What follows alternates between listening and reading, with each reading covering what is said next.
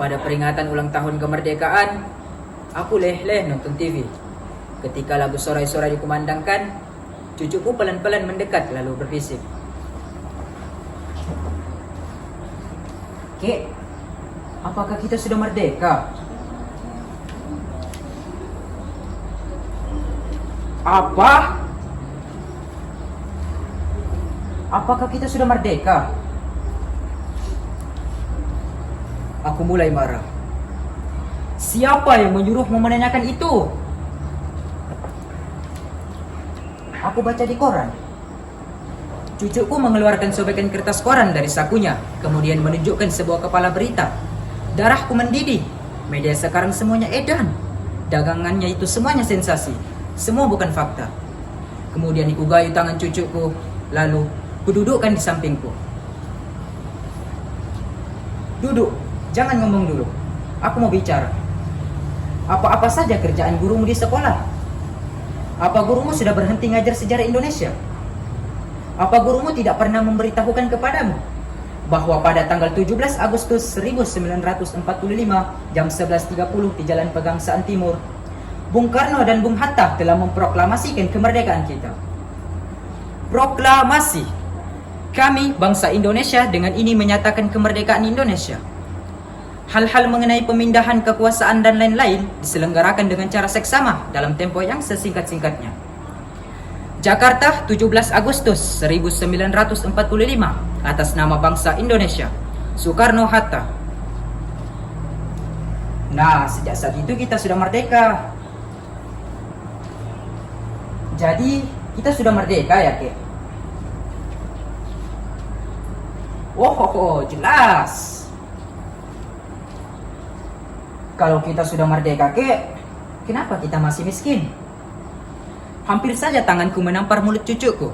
Untung aku ingat, anak kecil ini masih cucuku sendiri. Sambil menahan geram, aku menggeram. Cucu, dengarkan kakek baik-baik. Kalau kita ini merdeka, itu artinya kita telah bebas dari penindasan penjajah. Kita bebas menentukan nasib kita sendiri. Kita bebas berbuat. Kita bebas berpikir. Kita bebas menentukan nasib kita sendiri. Tapi kalau kamu itu lapar, miskin, sakit, terpuruk, gagal, kecewa, kalah, lemah, itu bukan urusan kemerdekaan. Gini, kalau kamu ingin kaya, harus kerja keras, harus mencari sendiri kekayaanmu, membalik sendiri nasib kamu. Tidak ada orang yang mau menolong. Kalau kamu ingin berhasil, mau jaya, mau hebat, harus kerja keras, harus berani bersaing, harus berani berkorban, harus berjuang melawan tantangan. Gak ada orang yang mau menyapi, apalagi mengasihani. Kalau kamu itu ulet, berprestasi, pintar, kamu bakal jadi orang nomor 1.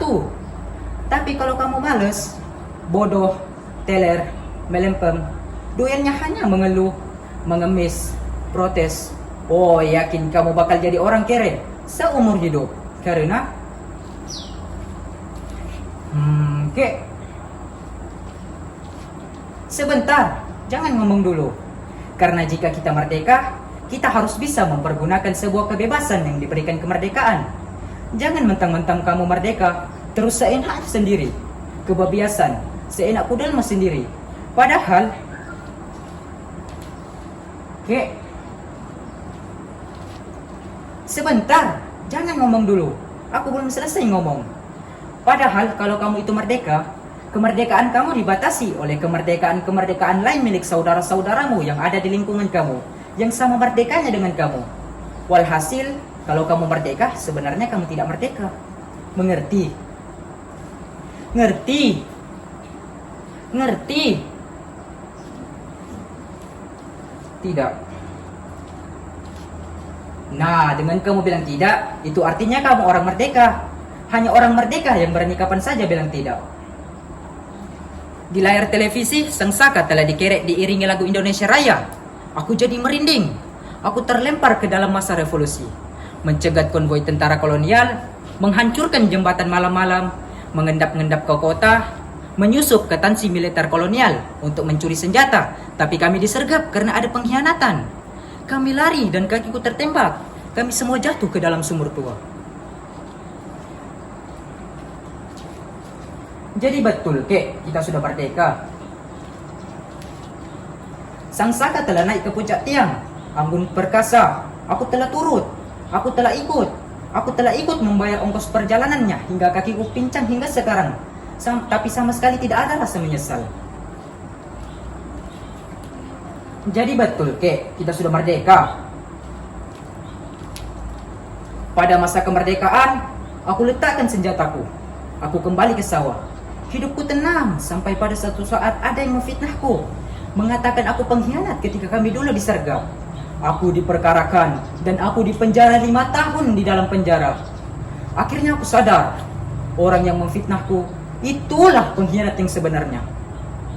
Setelah aku bebas, aku cari dia di kota.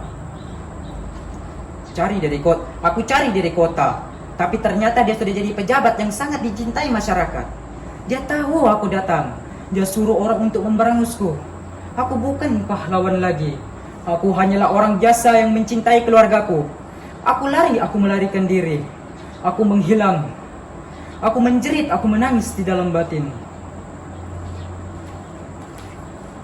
Kalau betul, Kek, kita sudah merdeka, kenapa kakek menangis? Aku terkejut. Aku cepat-cepat seka air mataku. Kemudian aku menutup mulut cucuku. Kemudian aku mengayuh tangan cucuku. Kemudian menutup mulut cucuku. Cucu, kakek menangis karena kita sudah merdeka. Hanya orang merdeka yang boleh dan berani menangis dimanapun dan kapanpun ia ingin menangis.